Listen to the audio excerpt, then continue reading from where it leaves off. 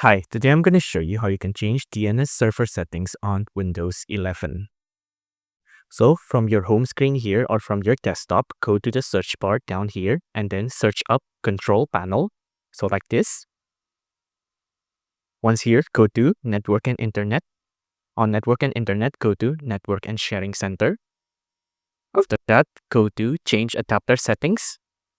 After that, go to your Wi-Fi or whatever connection you're connected onto. So I'm going to go to Wi-Fi, double click it. From here, go to Properties. On Properties, go to whichever DNS you're using. So it's either IPv4 or IPv6. In my case, I'm using IPv4, so TCP. So just click on it and then go to Properties. Now on Properties, you'll see there's an obtain an IP address automatically and also an obtain DNS server address automatically. Now this is how you change it. You click on use the following DNS server address.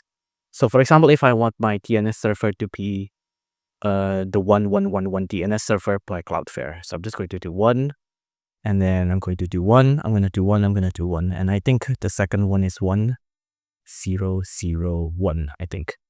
Now, once you have the DNS server piped in, just click on OK. That's it. You're done. If you do like this video, please consider liking and subscribing.